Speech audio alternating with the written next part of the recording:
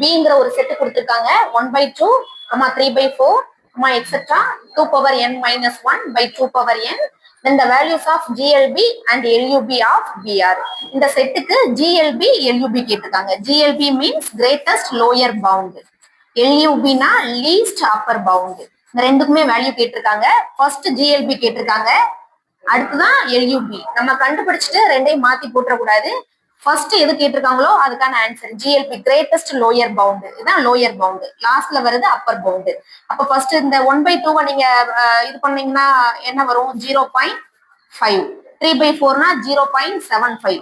மாதிரி போட்டுட்டே போனீங்க. அவங்க எண்ணுக்கு எந்த வேல்யூ கொடுத்தாலும் 10:1க்கு தான் போகும்.